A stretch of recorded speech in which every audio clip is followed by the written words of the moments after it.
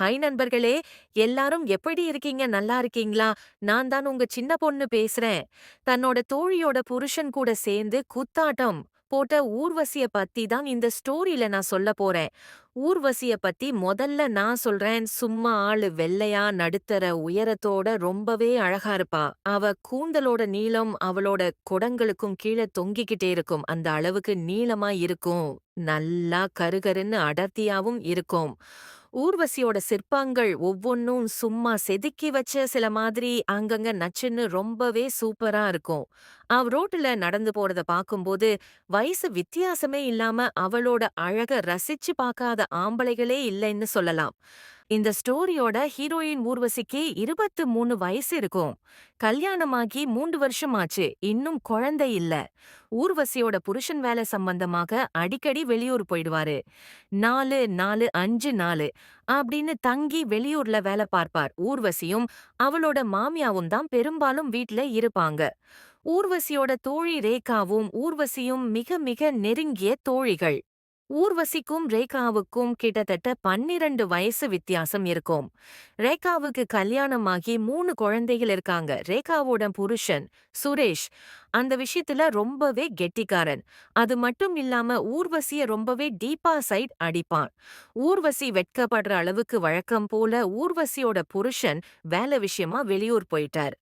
சரிடி ரேகா, நான் கண்டிப்பா மதிய சாப்பாட்டுக்கு உன் வீட்டுக்கு வரேன்டி அப்படின்னு ஊர்வசியும் சொன்னா. ரேகாவோட வீடும் ஊர்வசியோட வீடும் ரொம்பவே பக்கம் பக்கம் தான். 2 நிமிஷம் நடந்தாலே போதும். அந்த அளவுக்கு பக்கம். தோழி சாப்பிட வர சொன்னாலே அப்படின்னு ஊர்வசி நல்லா சூப்பரா நச்சுன்னு ட்ரெஸ் பண்ணிக்கிட்டு ரேகாவோட வீட்டுக்கு மதியம் சாப்பிட போனா. காலிங் பெல்லை அடிக்க கைய கொண்டு போனா ஊர்வசி. ஆனால் வீட்டோட கதவு திறந்து தான் இருந்துச்சு. உள்ள டிவி ஓடுற சத்தம் நல்லாவே சத்தமா கேட்டுச்சு. அதனால ஊர்வசியும் வீட்டுக்குள்ள போனா. ஆனால் வீட்டுக்குள்ள டிவி ஓடுற சத்தத்தை விட அதிகமான சத்தத்துல காது கூசுற அளவுக்கு ஒரு சத்தம் வந்துகிட்டே இருந்துச்சு. சத்தம் வந்த ரூமை மெதுவா எட்டி பார்த்தால் ஊர்வசி. அந்த ரூமுக்குள்ள ரேகாவும் சுரேஷும் ரொம்பவே சூப்பரா விளையாடிட்டு இருந்தாங்க. அந்த விளையாட்ட ஊர்வசிக்கும் ரொம்ப ரொம்ப பிடிக்கும். ஆனா அவளோட புருஷன் தான் வேலை வேலைன்னு மாசத்துல 3/4 நாளு வெளியூர் போயிடுவாரு. அதுவும் இல்லாம இந்த விளையாட்ட விளையாடும்போது ஒழுங்காவே விளையாட மாட்டாரு. இந்த விஷயத்துல ரேகா மேல லைட்டா இல்ல இல்ல ரொம்பவே அதிகமான பொறாமை வந்துவிட்டது. விளையாட்டுல சுரேஷுக்கு ஈடு கொடுக்க முடியாமல் திணறிக்கிட்டு இருந்தா ரேகா. அந்த அளவுக்கு சூப்பரா விளையாண்டுகிட்டு இருந்தான் சுரேஷ். அவன் விளையாடுவத பார்க்கும்போது ரேகாவுக்கு கல்யாணமாகி 15 வருஷமான மாதிரியே தோணல. என்னமோ போன மாசம்தான் கல்யாணமான மாதிரி இருக்கு. அவ்வளவு சிறப்பா தரமா விளையாண்டுகிட்டு இருந்தான் சுரேஷ். சுரேஷோட விளையாட்ட பாதியில இருந்து பார்க்க ஆரம்பிச்ச ஊர்வசிக்கு, சுரேஷ் அந்த விளையாட்டை எப்படி ஆரம்பிச்சிருப்பான், எந்த இடத்துல இருந்து ஆரம்பிச்சிருப்பான், எப்படி இந்த விளையாட்ட முடிப்பான் அப்படிங்கிற ஆர்வமும் ஏக்கமும் அதிகமாயிட்டே இருந்துச்சு ஊர்வசிக்கு. ஏன்னா சுரேஷோட விளையாட்டு அந்த அளவுக்கு ரொம்பவே தரமா இருந்துச்சு. ஊர்வசி மனசுல ஒரு ஆசையும் வந்துச்சு. சுரேஷ் கூட சேர்ந்து நாமளும் இந்த விளையாட்ட விளையாண்டு பார்க்கலாமா அப்படிங்கிற ஏக்கமும் ஆசையும் ஊர்வசி அறியாமலேயே அவ மனசுக்குள்ள அதிகமாயிக்கிட்டே இருந்துச்சு. ஏன்னா சுரேஷோட விளையாட்டு அந்த அளவுக்கு ஊர்வசிக்கு புடிச்சு போச்சு. உண்மையிலேயே ரேகா ரொம்ப ரொம்ப கொடுத்து வச்சவ தான் அப்படின்னு ரொம்பவே பொறாமைப்பட்டாள் ஊர்வசி. சுரேஷும் ரேகாவும் விளையாண்டுகிட்டு இருந்தத கொஞ்ச தூரத்தில் இருந்து ரசித்து பார்த்து கொண்டிருந்த ஊர்வசிக்கு சுரேஷோட ஸ்டிக்க பார்த்த உடனேயே ரொம்பவே ஆச்சரியமா இருந்துச்சு. ஏன்னா தன்னோட புருஷன் கிட்ட இருக்கிற ஸ்டிக்க விட சுரேஷோட ஸ்டிக்கு நல்லா நீளமாகவும் மொத்தியாவும் இருந்துச்சு. அந்த விஷயமும் ஊர்வசிக்கு சுரேஷ் கூட சேர்ந்து இந்த விளையாட்ட விளையாண்டே ஆகணும் அப்படிங்கிற ஆசைய இன்னும் அதிகமாக்கிடுச்சு. நல்ல சந்தர்ப்பம் கிடைக்கும்போது சுரேஷ் கூட சேர்ந்து எத்தனை மேட்ச் விளையாடணுமோ அத்தனை மேட்ச் விளையாடணும் அப்படின்னு முடிவே பண்ணிட்டா. சுரேஷ் விளையாட்ட முடிக்கிறதுக்கு ரெடி ஆயிட்டான் அப்படின்னு நல்லாவே தெரிஞ்சது. சுரேஷ் தன்கிட்ட இருந்த எல்லா வெள்ள காயினையும் செலவு பண்ணிட்டான் சுரேஷ்.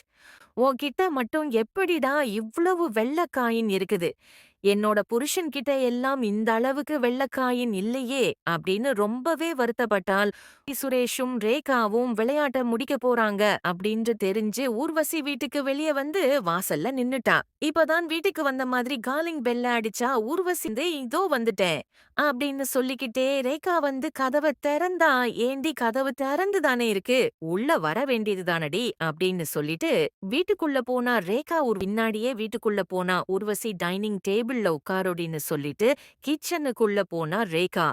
ஊர்வசியும் நிங் டேபிள்ல உட்கார்ந்தா. அங்க சுரேஷும் உட்கார்ந்திருந்தான். அதுக்கப்புறம் ஊர்வசி, சுரேஷ், ரேகா 3 பேரும் சேர்ந்து நல்லா சாப்பிட்டோம். சாயங்காலம் வரைக்கும் அங்கேயே நல்லா அரட்டை அடிச்சு பேசிக்கிட்டு ஜாலியா இருந்தோம்.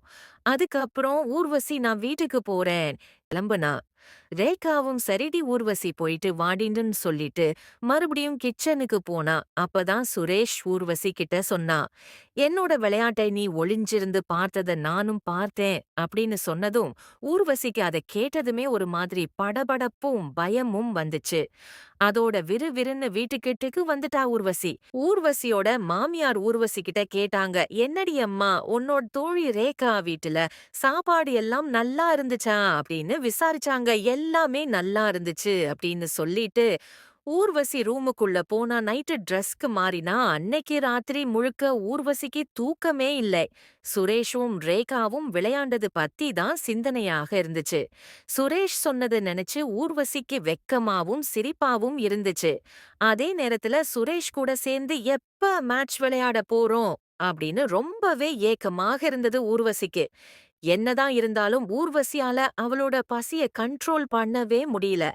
நேமாக ஆக பசி அதிகமாயிட்டே இருந்துச்சு. அந்த நேரத்துல ஊர்வசிக்கு ஒரு ஃபோன் வந்துச்சு. ஊர்வசியோட வீட்டுக்காரர் அவளோட பசிய போக்குறேன்னு சொல்லி ஃபோன்ல என்னென்னமோ செஞ்சாரு. ஊர்வசிக்கும் அந்த நேரத்துல பசி போன மாதிரி தான் இருந்துச்சு. ஆனா நேரமாக ஆக முன்னாடியே விட இப்பதான் பசி ரொம்பவே அதிகமாயிடுச்சு, என்னடா பண்றது அப்படின்னு தவிச்சு போன ஊர்வசி தன்னுடைய தாகத்தை தனசிக்கிறதுக்காக பிரிட்ஜ் தொறந்தா. பிரிட்ஜுக்குள்ள இருந்த ஒரு கேரட்ட பார்த்த உடனே ஏக்க பெருமூச்சு விட்டா.